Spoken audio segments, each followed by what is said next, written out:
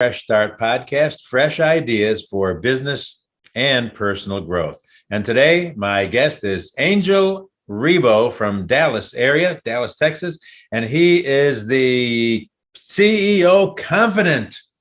Exactly. Welcome, Thank you. Angel. Welcome. Thanks for being You bet.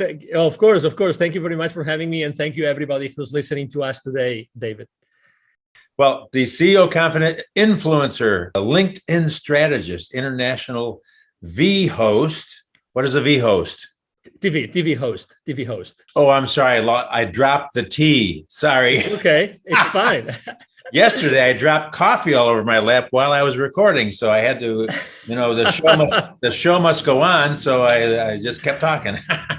I agree. That's funny. You were born near Barcelona, Spain. That's a beautiful place. Tell me about that.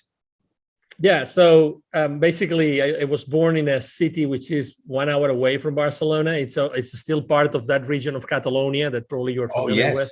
Yes. I was born in a middle class family. I was really blessed that since very early on, since fourth grade, I started learning both English and French. And at the end of high school, I was able to, I was extremely fluent with both of them. When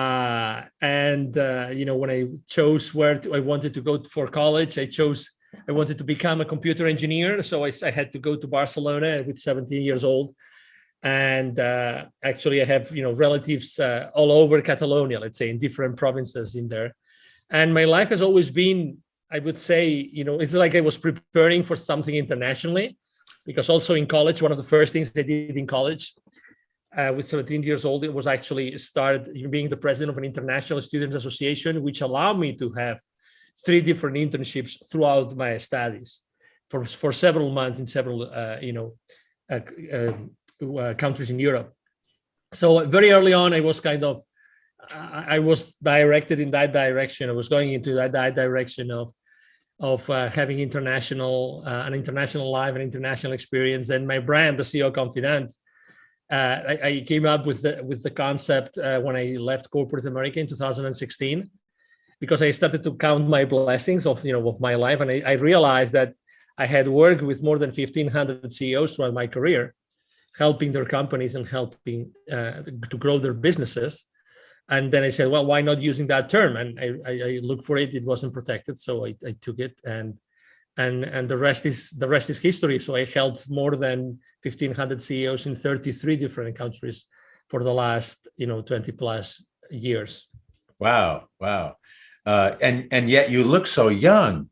Thank you. Let me tell you why. Excuse me.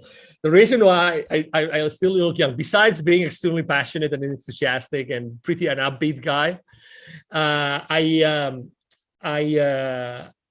take a cold shower every single morning. I've been doing that for the last probably 5 years, and time flies. So it's a habit, and apparently everybody who takes care of their skin this way, I think that helps with their skin also. I use really only like natural tested products for my skincare. I don't know, I think that the energy that goes inside of me helps me to keep all my cells young and rejuvenated. I was just telling Dave before the conversation that I used to go to Costa Rica a lot. Unfortunately, I was not able to go to the beach, not one time, although I had visited Costa Rica, I don't know, maybe 30, 40 times.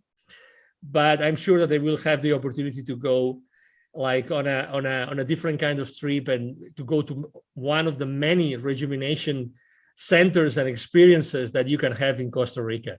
Just a heads up, top secret, I'm working on a project here where I can bring in people like yourself, some CEOs, and have actually a mastermind kind of a special exclusive retreat here in Tamarindo, and they can enjoy all the amenities here in between, whether they want to go horseback riding on the beach, or snorkeling, or deep sea fishing, sailboats, or whatever they want to do in and around having some kind of a really special, unique, exclusive retreat for business owners, entrepreneurs, and people like that. Excellent. If you're a praying person, you can be praying about that because that is going to happen. Awesome. Thank you. Thank you. That's wonderful news. And obviously, anybody anybody that, tells me that they would like to have an special experience, I will definitely let them know. Thank you for sharing that. I didn't know that before. Oh yeah, absolutely. Well, I have these little cogs and wheels in my head that keep on turning and spitting out ideas. Cool. And as you know, as entrepreneurs, some fly and We're the same way. Some We're crash, the same some way. fly.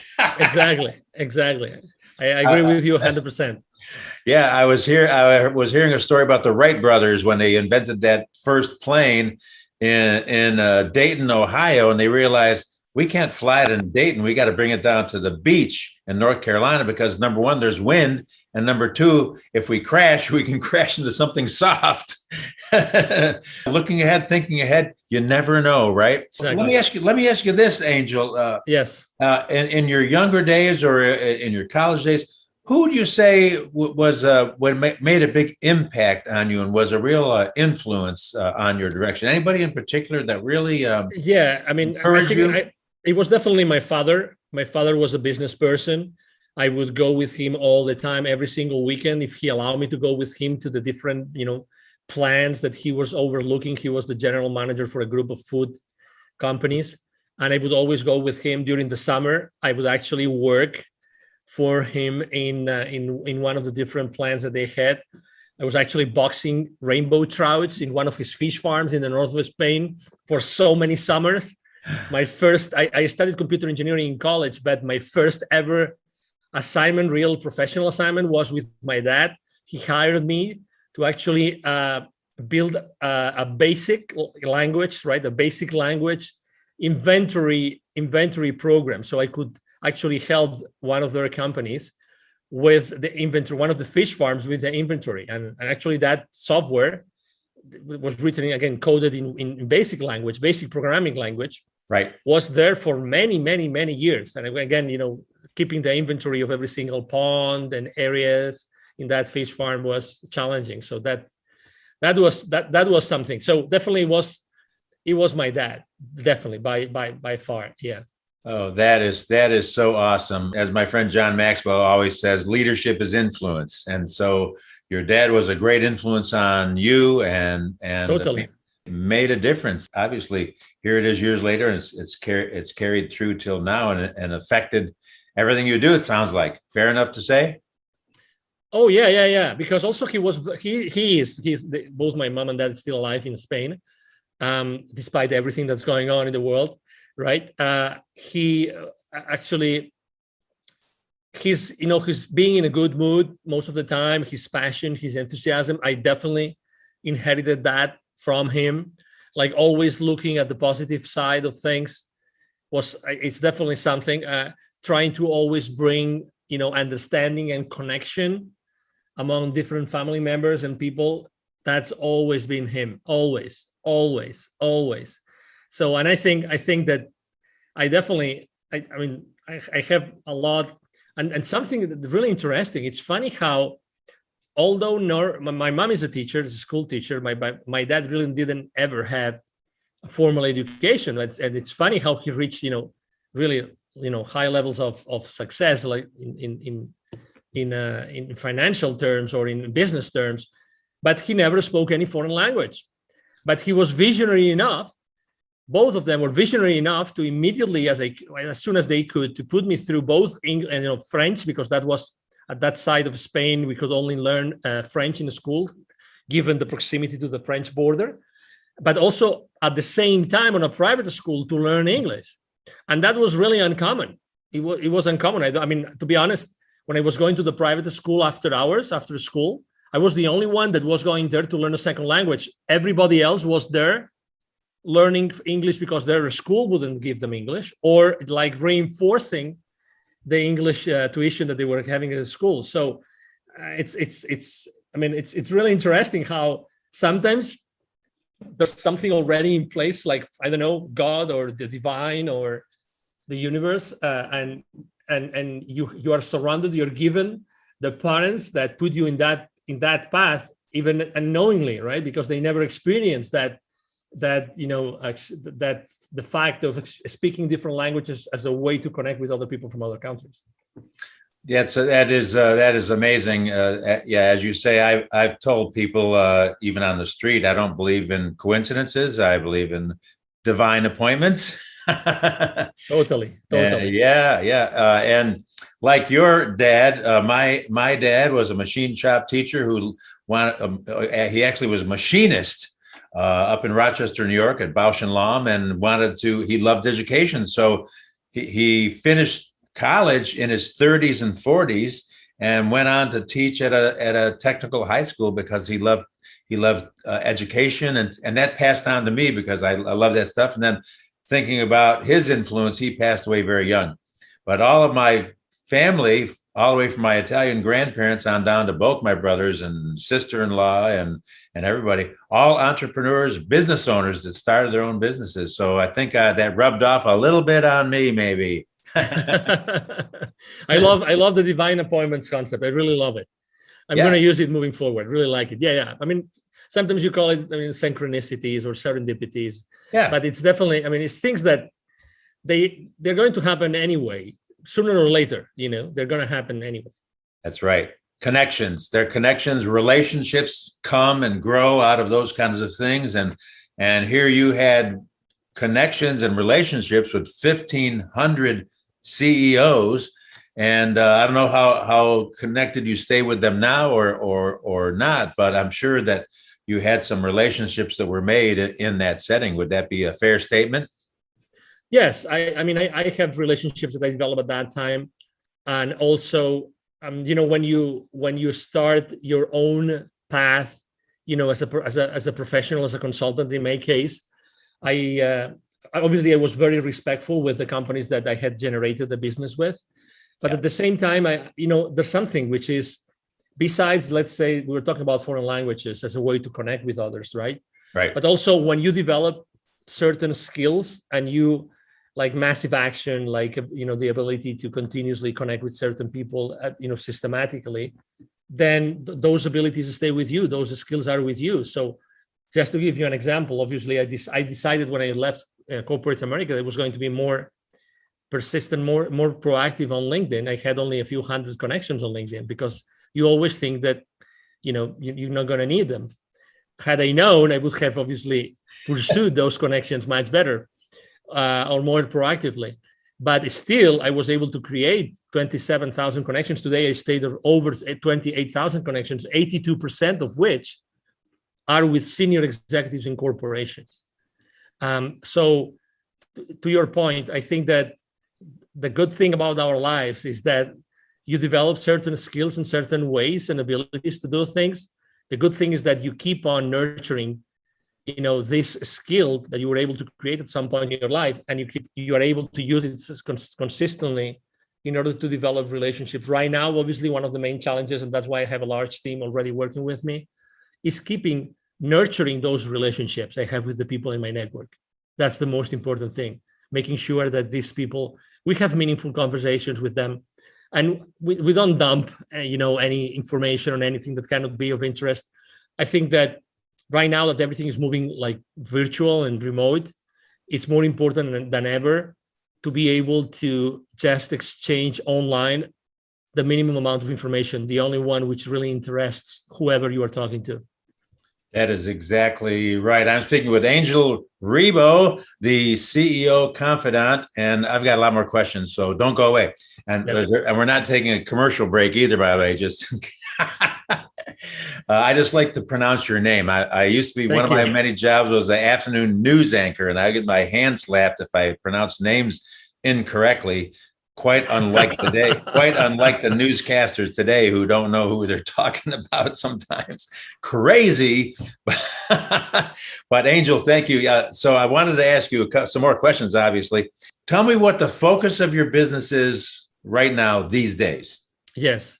So I would say it's twofold. Number one, making sure that both corporate CEOs and established entrepreneurs, we help them to bridge the gap globally for expansion and exposure as a way to accelerate the growth of their businesses. That's one thing that we do consistently. So it's basically business development, help them to get clients or maybe to create distribution channels in other countries in the world. That's number one. And the number two is I have been developed. You name it very well. You use the word influence, influence behind leadership, right? So I read a book a few years ago that changed my life forever. It's from a Canadian author, and her name is Teresa de Grosbois, and it's about influence. And I learned that influence is really a game, and that you have to be able to play that game properly and generously and from the heart. And I think that I have been able to, humbly speaking, been able to do that. And I consider my team and myself a real, influencer on LinkedIn and other social media outlets, because we are very consistent. We are always there with particular content. It's always, positive content, trying to make sure that we are current, that we're talking to the audience that we talk to. So we use our influence, large influence, to help others have more visibility for their products and for their services. So we are actually engaging both with brands and companies in order to put their messages, their services, their products, both B2B and B2C, in front of their audiences. Those would be the two main services that we provide today. It's so much more important today that to have a focused approach rather than just kind of I was talking with a gentleman the other day on my interview that it doesn't matter if you've got 1 million followers if they're either not your customers or your competition. If you have 10 followers that are the right people that are either your customers or your competition, then you are reaching the right group of people you want to reach, regardless of the number that you've built it to. And so that's the whole, that's what I really enjoy about LinkedIn, because I interviewed a guy in Philadelphia that's a LinkedIn expert as well. And he taught me some of these things about my profile and how to show up and how to look. And I changed it around, and I can't believe how effective that has been with the number of people viewing my profile every week, especially now contacting me through the service that you and I use for interviews. Yep. I've got bookings up through July right now. Congratulations. It's just me, just plain old Dave. So good. So tell me, what is the Board of Evolutionary Business Council? What is that? Yeah, the position. So basically, the Evolutionary Business Council is a group of around 300 transformational leaders. So they all have transformational businesses. Basically, they are B2B or B2C in the sense that, they offer business services, they offer individual services, and they're all transformational leaders. It means that they really transform either organizations or individuals. They carry those individuals or those organizations through processes that allow them to achieve different levels of performance, of wellness, well-being, etc. So they are, again, people that they have this in common, but also they have large following. So they have large influence levels, all of them. So we combine have, as I said as I try to explain on my bio, we really have different many hundreds of millions of people as outreach, and the main goal of the organization is, as the name says, Evolutionary Business Council. We believe that there's a better way to do business, and we believe that different areas in society need to change, and we want to be the changers. So we want to use our combined influence to do things together. That's what we want to do things together to change this world together in an evolutionary way, not revolutionary, but evolutionary way. And it happened to be at the board of that organization. I've been there for a couple of years, and that's what it means. So basically, I'm blessed with being at that level to help the organization as much as I can. That is very awesome. I like that concept of evolutionary rather than revolutionary. However, I happen to be a revolutionary. I didn't march against the Vietnam War or anything like that, but I started my own revolution. I call it the encouragement revolution. That's cool. I think that the book that I wrote was all about the power of encouragement and how we can actually learn concepts of how to encourage people with whatever their level in life is, and just put a spark of hope, put a smile on their face, just simple things that we can all do every day if we're paying attention. And that's the key, is that to be attentive. So that's my revolution. You got your evolution, I got my revolution, and it's all good. Absolutely, it is all good, and you just tapped onto something which is really important. If you realize there's so many things that are distracting us today, and it looks like the system wants to distract us, and they want to pull us in so many directions, so we cannot focus really on anything. And I remember watching this movie. It's called like The Social Dilemma. Yes, yes. Okay, if you probably watched it or seen it, it's funny how they explain the former executives of those social media companies. They explain how the main role is to distract us and to make sure that we continuously consume content that they put out there. So I think that obviously, I mean, we all like, we all, I think that the main lesson to be learned there is that, be wise with the use of your time and keep on using it to find, businesses, which I do. I found a lot of businesses on Instagram and Facebook and on LinkedIn that have served me, and that's very good. But at the same time, just be mindful of the time you spend on those social media outlets. Yeah, there's a certain waste factor involved. You can really waste time very quickly and get, literally consume your day and get way off track from your focus. So it's something to be aware of and to take responsibility for, each of us individually. Yeah. And I think people are catching on, and to a large degree, people that I've talked to that they're saying, yeah, I really need to, not just go off in la la land. How many cat videos can you watch? Exactly. And in addition, this is very exciting because I love the charities that I work with and am involved with. My son had cerebral palsy, and so I'm very interested in the disabled community, and I'm on a board of directors in San Jose, California for disabled adults, and as well as another organization for disabled high school kids. So I'm very interested in that. I have a passion because of my experience of having a special little boy that was a sweet little kid, and he only lived about 5 years and passed away on Easter weekend, and his sister was born 3 days later, ironically enough. So that was some years ago, but now, I've got a bunch of grandkids now, and my children are all healthy. So that's wonderful. But what you are doing, Wisdom for Kids. Tell me about Wisdom for Kids. I like that. Yeah, thank you. No, thank you. So basically, a business partner of mine and friend and his father and myself, a few years ago in 2017, we started basically Wisdom for Kids. It was created because of the idea that we have all been exposed throughout our lives with the very, very, privileged people, the people, the CEOs, the people that we would close the deals with. And at the same time, anywhere you go in Latin America, including Costa Rica, of course, anywhere you go, there's pockets of poverty. In Latin America alone, there are 81 million kids, 81. It's like 3 times Texas. 81 million kids are living under conditions of poverty. 22 million of them don't have drinking water at home. 22 million. Okay, so we decided to create Wisdom for Kids, and what we do is we help underprivileged kids in Latin America become entrepreneurs using the local resources. I think that, and it's very important, these last 3 words, using their local resources, because it's important to help everybody. It's important to help the people in the urban areas, in the suburban areas, but also people in the rural areas and in the indigenous communities. And depending on where you go, the levels of poverty is different. Actually, the further out you go from cities, from towns, the more poverty there is. And the maximum, the peak is with indigenous communities. I mean, they have like a 95% of the kids in the indigenous communities live under the threshold of poverty. And that's like really crazy. So we launched it after a couple of years having, a very thorough, like, how to say this, we had a couple of PhD students working actually in the concept.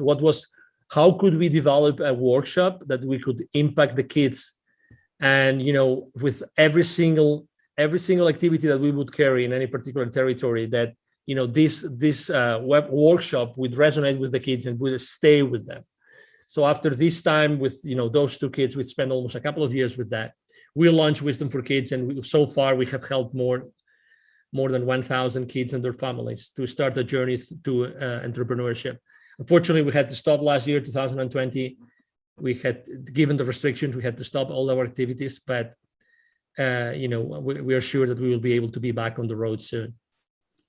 That is outstanding. And we have a similar concept at our schools that we've been building in Kenya for years amongst the Maasai tribe, is using their own resources. So we really have focused on using, even in building the little school campuses in these little villages, using local builders, local well diggers. They don't need us to come over there with our hammers and do all that stuff, and with a high unemployment rate, as well as some training for the women who have built beautiful co-ops, entrepreneur co-ops, creating things and getting these micro loans from the bank there. And it's amazing when that kind of thought process is offered and trained and shown to people. Exactly. There is a level of excitement that can happen among individuals where they can see to a degree the way out. But you hit it the nail on the head. I was just talking about hammers.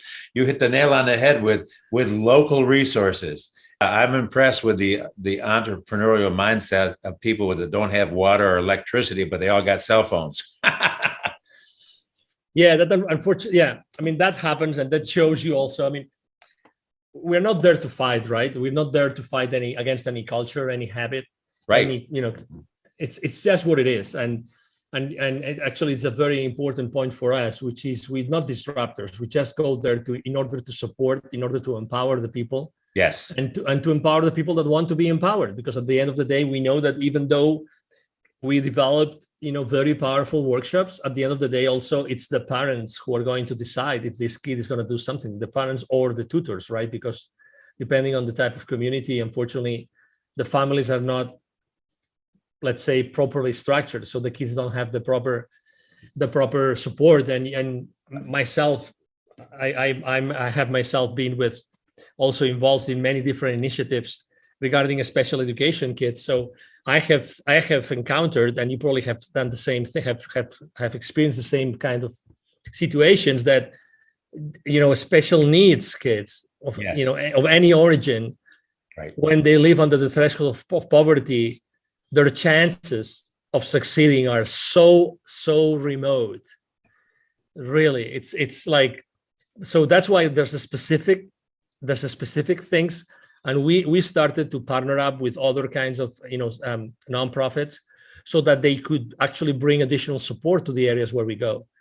And I just, for instance, I remember I gathered a group of kids outside an indigenous community, and I started reading them a book in English. They loved the pictures. They couldn't read in English, but I translated it into Spanish. And one of the kids that was around was next to me.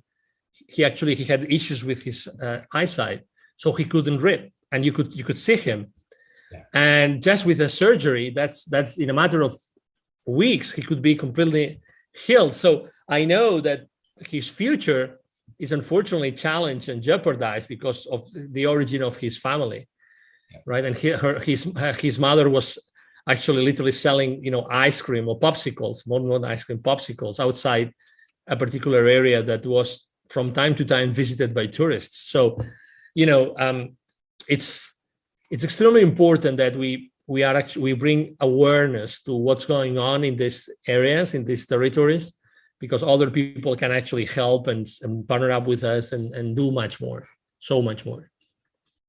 Outstanding. Thank you for sharing that. Of course. How can I help you, Angel? How can I help you? Is there a website that I can refer to connect you? What can we do for you today? Yes, absolutely. The easiest way, I always try to only give like one next step, so it makes things much easier. I'm going to share my direct email address also, because it's not only like supervised by me, but also by my team, so we don't miss any message. And it's very simple. My first name is Angel, Angel. My last name is Ribo. It's 4 letters, R-I-B as in boy, O. And my email address is angel@angelribo, altogether, angelribo.com. If you write me an email there, I will be able to, direct you to do whatever you would like to do with Wisdom for Kids or with my own consulting business. Perfect. I love simplicity. Although for some reason I have 4 email addresses. I don't know what's wrong with me. Angel@angelribo.com. That's RIBO. And also as you may or may not be aware, I always ask this question because I do. And that is, I know you did the fish thing, the trout ponds. What was the very, very first job you did when you were a kid? Anything at all? I think that, I mean, of really the first, yeah. I mean, besides the boxing rainbow trouts, yeah, on those white boxes, so you could and pour ice on top of them so they could be sent to the local market. That was quite an experience, and I still remember how much I was being given for every single box I was boxing. That's funny. And the coding, probably after that was already when I went to college. Actually, I started to work, in Europe or in Spain particularly, things are not as structured as here in the US. So to get a job while working, it's very difficult. And I was able to actually, through a friend, to get a job in the same school, in the same computer engineering school. So I was always working at the same time. And there, what I was doing, and you will remember those old, programming, all those like Office applications, Word Perfect. Do you remember Word Perfect? Oh, yeah. Do you remember Lotus 1-2-3? Oh, yes. And DOS, okay. DOS, exactly. Disk operating system. So I was the guru in that particular university. And in my school, I was the guru of Word Perfect. Oh, and wow. I remember I gave literally over 100, trainings to the administrative staff of the university. So I had a lot of fun. I mean, I think I've always wanted to, for money or without money, but I've always wanted to serve, and I've always wanted to like be a little bit ahead of my own game. So that's a great question, because typically we not always think about how to generate wealth, and also how to sharpen your own pencil, right?